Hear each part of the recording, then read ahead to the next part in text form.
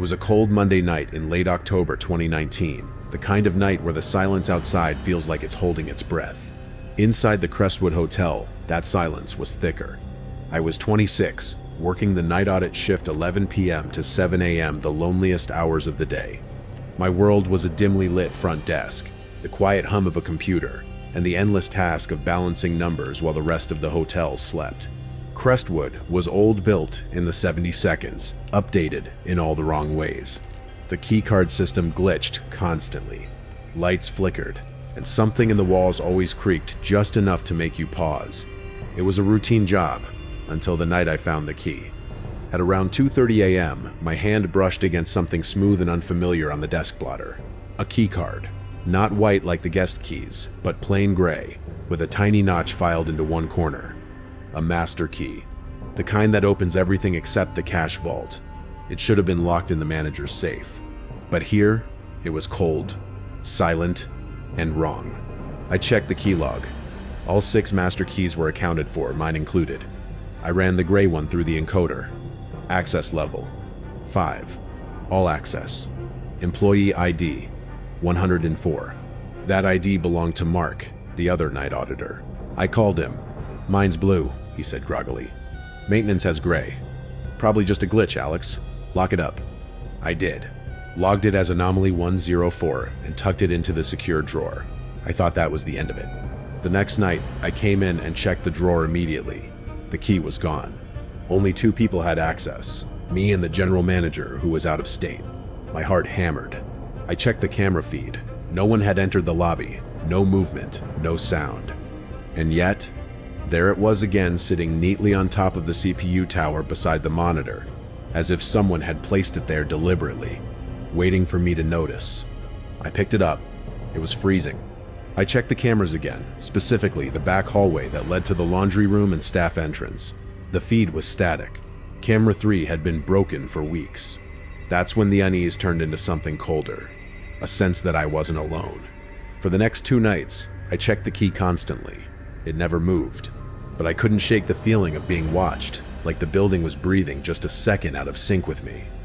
On the 3rd night, I decided to dig deeper. I ran the key through the encoder again, this time printing its usage history. The paper rolled out 3 feet long, mostly failed entries, but 2 lines froze my blood. The 25th of October 2019, 3:15 a.m. door. Laundry room. Access granted. The 25th of October 2019, 3:17 a.m. door. Laundry room. Access granted. That was the first night I found the key. I'd been at the front desk the entire time. The key was locked away. Yet it had opened the laundry room twice. Either the system was lying or someone had used it. I grabbed a flashlight and walked down the service hallway. The air was thick with detergent and machine heat. The door was locked, nothing out of place. But the feeling of being watched was so strong I could barely breathe. Back at the desk, I went deeper into the key database, into the admin logs. Key ID 104, created the 18th of May, 2019, created by user ID 088. That number hit me like a memory. Julian, former security guard, fired for stealing keys, caught trying to access restricted rooms. He'd been dragged out by police, shouting he'd make the management pay. He knew the system. He knew the building. He had time to plant things before his profile was deleted. And now, months later, his phantom key had reappeared. I looked at the dead feed from camera 3. Static. Always static. Then, a sound, a low, metallic creak. The door behind the front desk, the one leading to the back office, was slowly opening. That door was bolted from the inside. I hadn't touched it. I froze. Something was breathing behind it. Not heavy or labored, just soft, wet, human breathing. Someone was listening. My body locked up. The only thing between me and whatever was on the other side was that flimsy wooden desk. I scanned for a weapon. My hand found a brass letter opener. The door moved again, just slightly, enough to catch a glimpse of movement, a strip of black fabric low to the floor, crouched, waiting. The silence was unbearable. I knew if I waited, I'd lose control of my fear, so I lunged not toward the door, but the phone. I snatched the receiver and screamed, Paulus! Crestwood Hotel! Someone's in the back office! The door slammed, hard. The bolt shot home, and I heard footsteps fast, retreating down the dark hall toward the dead camera. I called 911. My voice shook as I said the words out loud. Julian. He's in the building. For 10 endless minutes, I sat with the phone in my hand, flashlight aimed into the shadows, waiting for sirens. When they finally came, I nearly cried. The police searched everything. Laundry, office, service halls, nothing. No forced entry, no signs of anyone. Just me and a missing keycard log. The older officer sighed. Maybe it's stress, he said. These night shifts mess with your head. They took my statement, and that was it. Just another spooky story from a tired night worker. 2 days later, the GM returned. Unlike the cops, he didn't dismiss me. He ran the server logs and found something horrifying. For less than 10 seconds, an outside IP address had hacked into the hotel's ancient key system. In that tiny window, it created Anomaly 104, disabled Camera 3, and linked the new key to Julian's ID. Julian didn't have to be in the building. He'd done this remotely, and he'd done it so I'd find it. It wasn't a break-in, it was a game. A test to see if he could still control the place. And me, from the outside. The system was patched, the key deactivated, and I tried to forget. But the silence at Crestwood never felt the same again. It wasn't peaceful anymore. It was waiting. I told myself the nightmare was over. The system was patched, Julian's ghost key deleted, and life moved on. I went back to my shift the following week, but something had changed in the silence. It was no longer the calm stillness of an empty hotel, it was listening. Every creak in the walls, every flicker of the fluorescent light felt intentional, like the building itself was waiting for something to happen again. 3 months passed. Winter rolled over Crestwood like a gray fog. The guests came and went, but the nights never felt normal again. I kept my head down, finished the reports, and left before dawn without looking back at the dark hallway. The fear had settled in quietly, a permanent part of the routine. Then one afternoon, during a slow day shift, I decided to clean out the old magazine rack near the front desk. It was dusty and useless, filled with outdated travel brochures and folded newspapers no one had touched in years. As I lifted the bottom shelf liner, I felt something stiff underneath the torn paper. A folded strip of thermal receipt paper, the kind the key system prints logs on. At first, I thought it was trash, but when I unfolded it, my chest went cold. It was blank, except for one thing. A small drawing, done in black permanent marker. It was a sketch of a person sitting at a desk head bowed, face hidden in the glow of a computer screen. My desk. The front desk. Above the figure, drawn in tiny, precise detail, was a notch identical to the one carved into the gray key. He had been here, close enough to see me, to draw me. That single piece of paper felt heavier than anything I'd held in my life.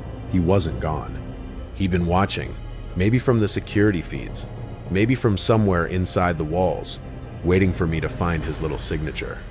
I transferred to the day shift the next week.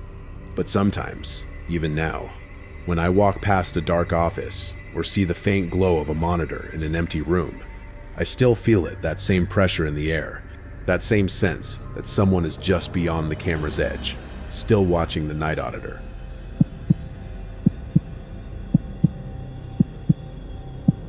The Skyview Inn was the kind of hotel people stayed at only because it was the halfway point between two major cities. It was all beige carpet, low ceilings, and the persistent smell of chlorine from the indoor pool. My name is Maya, and I was the Night Auditor there for nearly 3 years, starting when I was 21. I was the calm thinker in my own life, navigating the long, desolate hours with the quiet logic of a bookkeeper. This happened in the spring of 2021. When the world was starting to ease back into motion, but the hotel was still a ghost town. On an average night, we had maybe 12 rooms booked out of 70. It meant more quiet, but also more isolation. And the isolation, I learned, is what lets the smallest anomaly loom into a truly terrifying event. The second floor at the Skyview was notorious for being empty. It was primarily for large corporate bookings, and since those had vanished, we rarely had more than a single occupied room up there. Routine for the night meant I would do my audit, then check the locks on the exterior doors, and finally do a security sweep of the hallways around 5:30 a.m. before the first guests woke up. On this particular night, the only room occupied on the entire second floor was room 217, a solo business traveler named Mr. Davis. I had checked him in myself at 7 p.m. He was polite, unremarkable, and immediately headed up to his room with a single rolling suitcase. Around 3:15 a.m., the dead hour, I was sitting at the front desk, sipping a cold coffee, when I heard it. A single, distinct sound carried through the ventilation shaft right above the desk. Tap. It was a light, hollow sound, like a finger gently flicking the wall. I assumed it was the building settling or a piece of equipment cycling. I ignored it and went back to my reports. 5 minutes later, tap, tap, tap. A sequence this time. Curiosity. I checked the room status board. All 12 occupied rooms were marked as Do Not Disturb or simply occupied. Room 217 was silent, at least according to the system. I pulled up the internal phone log. No calls had been made or received from 217 since Mr. Davis checked in. Another 5 minutes passed. Tap, tap. Louder this time, but still measured. It was coming from above the desk, which meant it was directly above the lobby or somewhere nearby on the second floor. I got out of my chair and walked the lobby, listening. When I got directly underneath the spot where the sound seemed to originate, I stopped. The taps were clearly audible now. They were coming from the ceiling, directly above the small service closet where we kept the cleaning supplies. I took the service elevator up to the second floor. The hall was oppressively dark, the emergency lights casting long, sickly shadows. The silence up here was absolute. When the elevator doors opened, the only sound was the distant, muffled thump thump thump of the pool's filter pump, 2 floors below. I walked toward the service closet. The closet itself was locked, and the tapping was not coming from inside. It was coming from the wall next to the closet. I put my ear to the wallpaper. Slow, rhythmic, and incredibly faint. It felt like something hitting the drywall from the other side. I looked down the long corridor. Only one room was occupied, 217. It was 40 feet away, on the other side of the hallway. The tapping was definitely not coming from 217. I pulled out my work phone and texted my general manager, Miss Chen, an overreactor, even though she was asleep. Heard weird tapping on second floor. Seems mechanical. I didn't want to be the one to admit I was scared of a noise. I needed a rational explanation I could blame on the building. I went back to the front desk. The tapping stopped the moment I got into the elevator. I sat at the desk for an hour, fully expecting the tapping to resume. It didn't. I convinced myself it was a vibration from a newly installed HVAC unit or a piece of the building settling. Denial. Around 4:45 a.m., I had another one of those moments that makes your blood run cold. The electronic door lock on room 215, a room directly next to the service closet and directly across the hall from 217, suddenly lit up. The small, red LED blinked 3 times, followed by the definitive green light and a soft clack of the lock mechanism retracting. Someone had just unlocked room 215. Room 215 was vacant. It had been vacant for 3 weeks, sealed by a maintenance sticker. I scrambled to the system and pulled up the access log. I filtered it for 215 for the last hour. Date, the 18th of April, 2021. Time, 4:46. AM key ID, 000, generic master. Status, access granted. Key ID, 000. That was the ID for the old generic metal key that only maintenance still used. And they were forbidden from using it unless called in for a verifiable emergency. The new plastic key cards all started at 101. I called the head of maintenance, a nice old guy named Stan, but he didn't answer. I left a frantic voicemail about room 215 and the old master key.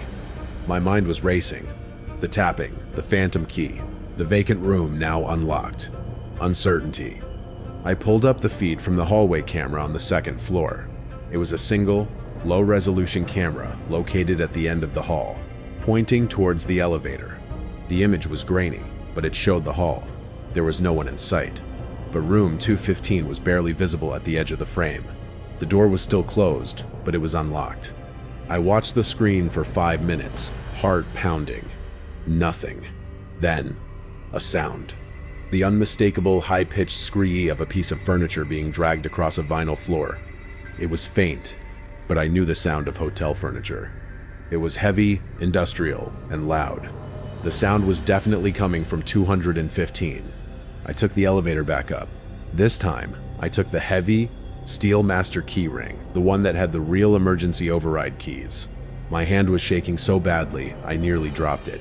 When the elevator door opened, the silence was back, heavier and more menacing than before. The air felt cold. I walked slowly down the hall, my breath loud in my ears. I stopped in front of room 215. The door was still closed, no sound. I pressed my ear to the wood. I held my breath. A sharp, metallic smell drifted from underneath the door. It wasn't chlorine or cleaning products. It smelled faintly of rust and something else, something chemical and sharp. I gently put my hand on the metal handle. It was cold. I pushed the handle down. The door didn't budge. It was locked again. I checked the status panel on the door. The green light was off. I looked at my master key ring. It still had the old metal key ID 000 on it. I ran it through the door panel, expecting a green flash.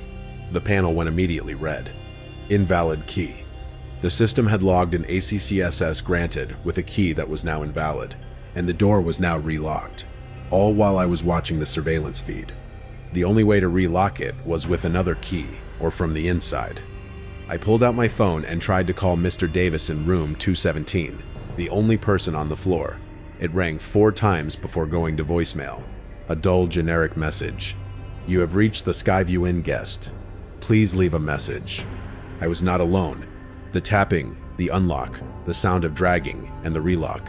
Someone was moving between rooms, and they were doing it silently, in a way that defied the security system. The psychological horror of being hunted in a familiar, isolated space began to set in. Fear. The silence was now an active, malevolent thing. I backed away from the door of 215, my flashlight beam jittering across the beige carpet. I retreated to the elevator bay, feeling safer with my back to the wall. I frantically texted Miss Chen again. "The room is locked again. Something was in there. I heard dragging. Calling police if you don't answer." I stood there for a minute, paralyzed, trying to force my brain to process the sequence of events. The tapping was a signal. The unlocked door was an invitation, or perhaps a temporary vulnerability. The dragging sound was the work being done, and the relock was a deliberate act of concealment. I had to know what was behind that door. My internal calm thinker voice finally kicked in, overriding the panic. My job was security, and a potentially illegal act had just occurred in a locked, vacant room. I walked back to 215. This time, I didn't try the handle. I looked directly into the peephole. The image was distorted, fisheye, and dark. But what I saw was not a guest room. It was a makeshift workshop. The room had been stripped of its furniture. The beds, nightstands, and desk were gone, replaced by a large, rectangular work table in the center of the room.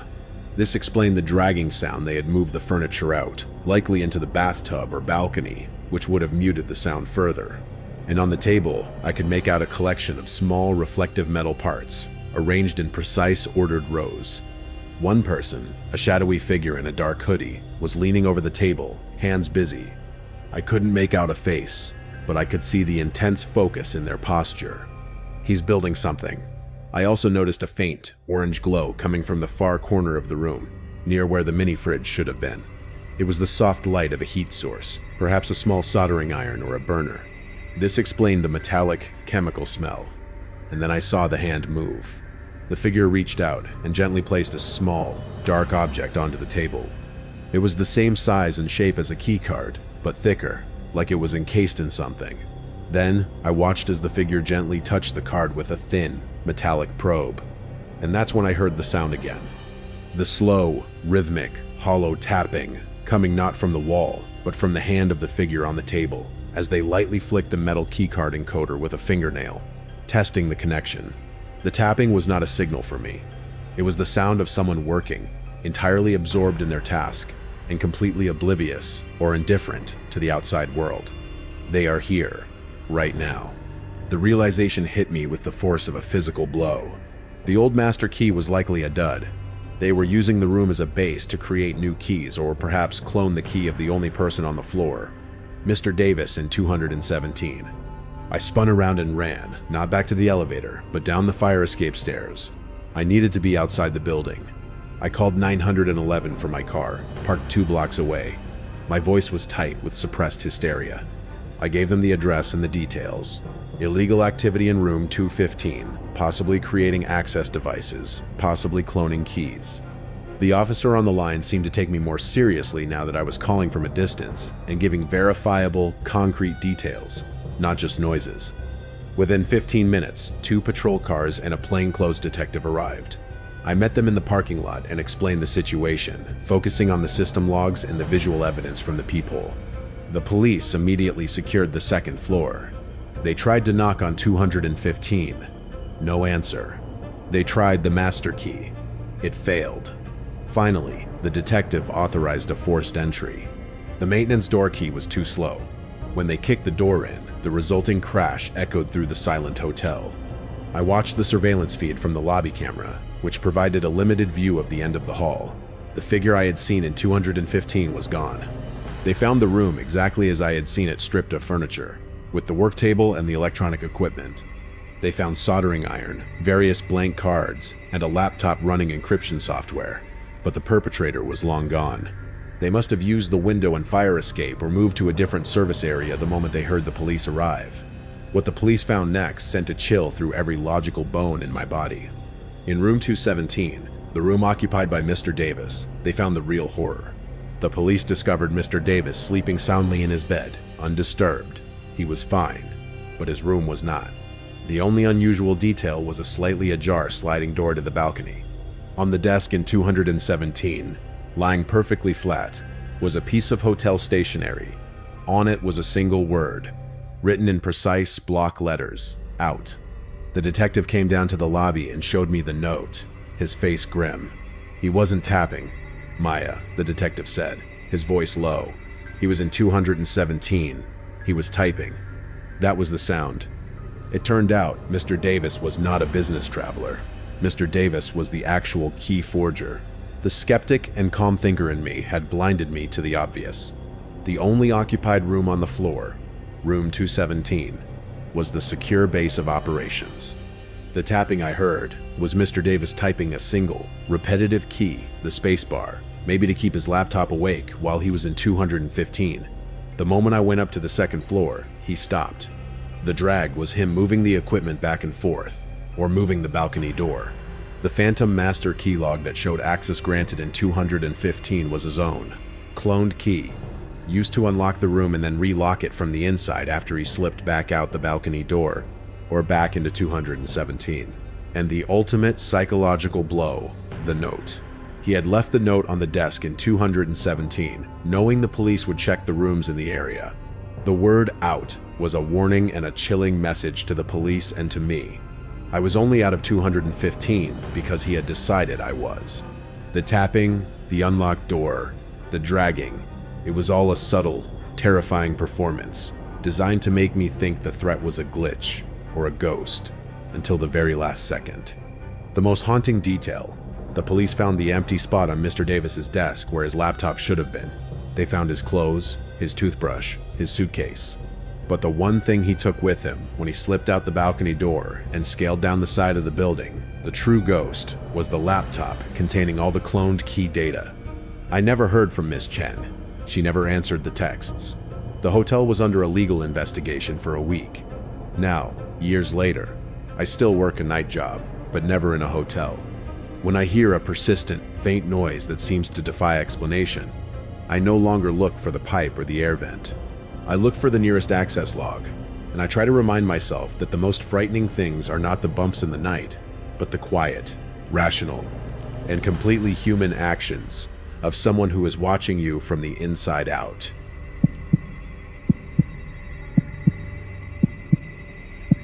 My name is Noah. I'm 32, and I'm a high-functioning insomniac, which made the night audit shift at the Grand Regency Suites feel less like a job and more like a necessary adaptation. The Grand Regency was one of those aggressively modern, all glass and steel downtown hotels. My tenure started in the summer of 2022. It wasn't old and creaky, but it had its own kind of sterile, modern horror. The horror of absolute, silent technology. I was working alongside an older man named Dennis. He was the skeptic, a grizzled veteran of the service industry who viewed every guest as a potential scam and every managerial directive as a pointless exercise.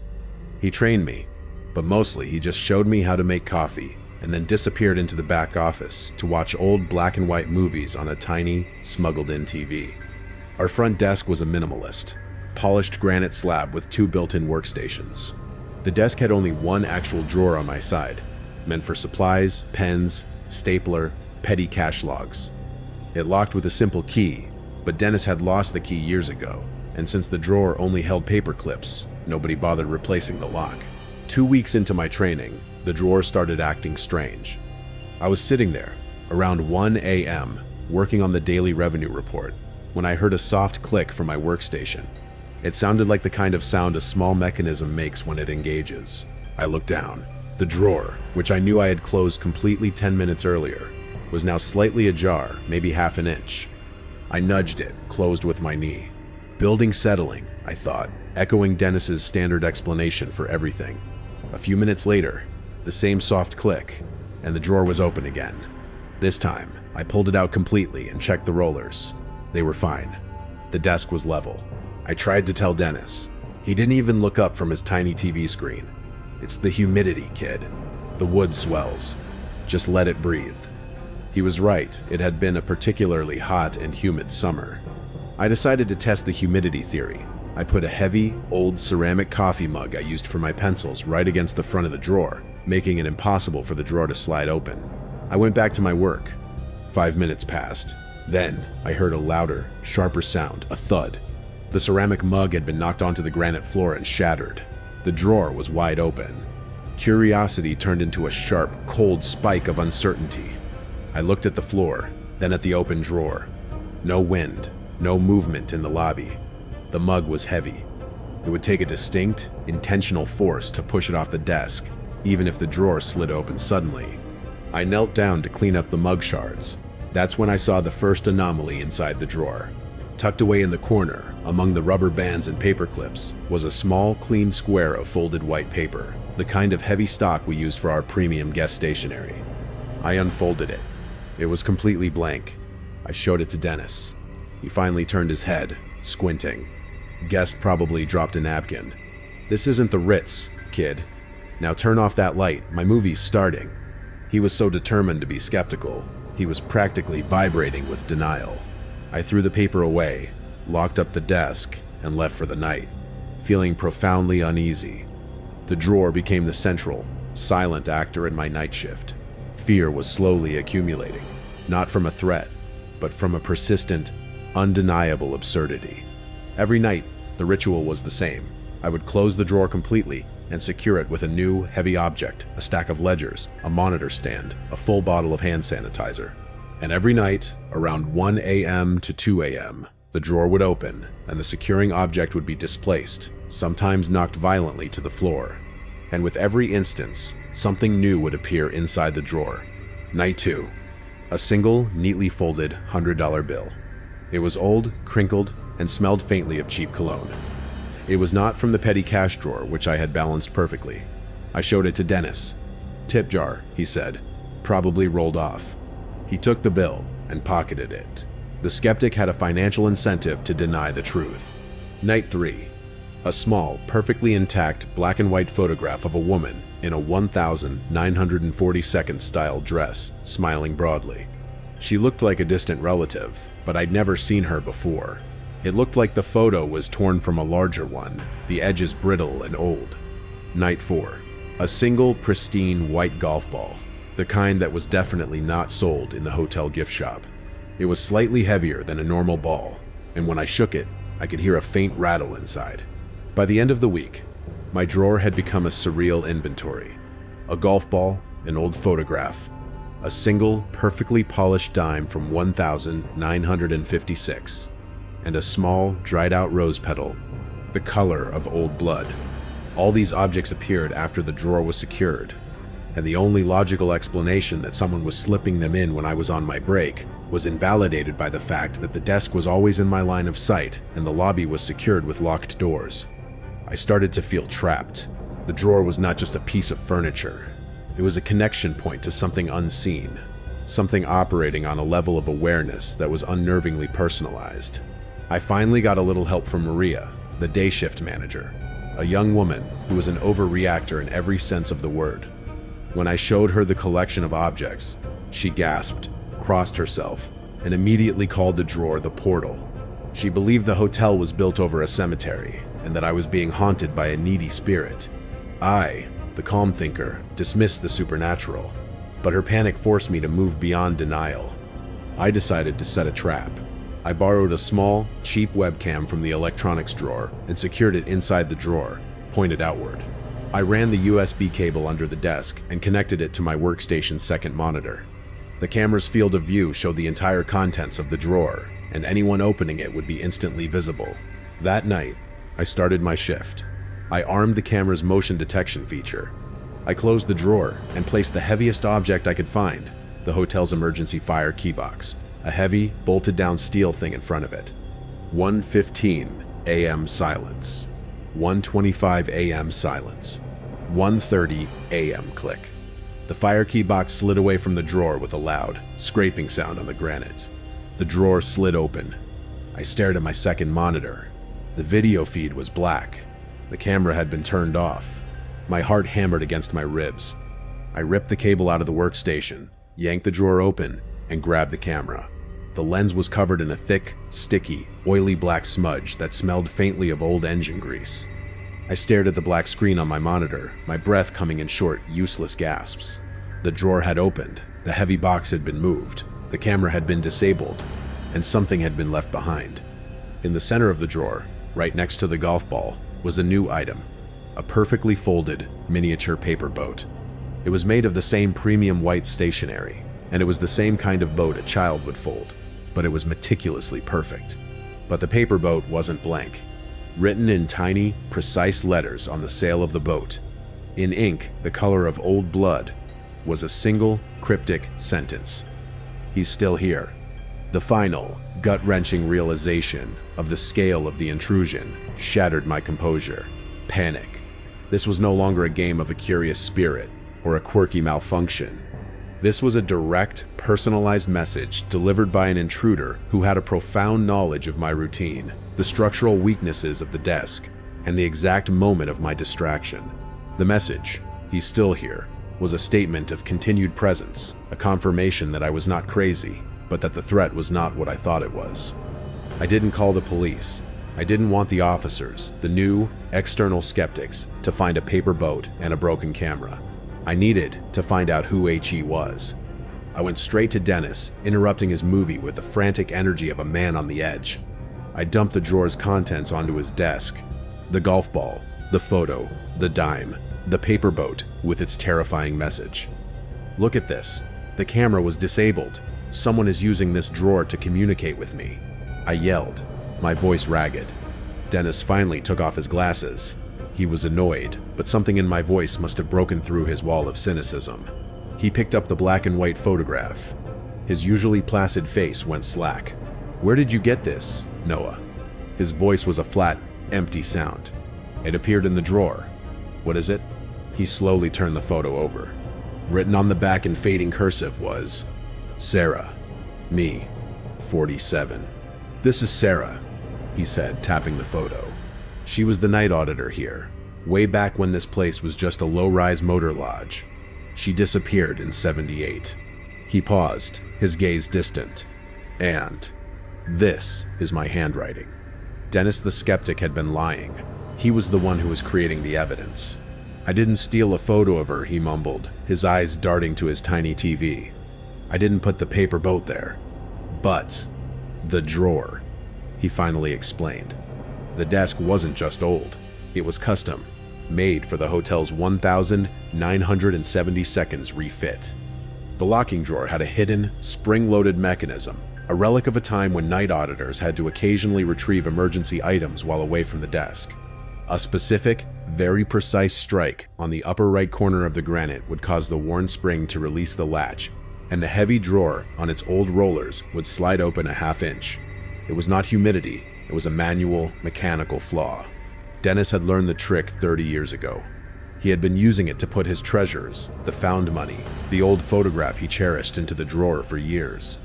The click was the spring latch. The open drawer was the mechanical failure. The displacement of the heavy objects was the slow momentum of the heavy drawer, amplified by the angle of the polished granite. But then, who put the golf ball there?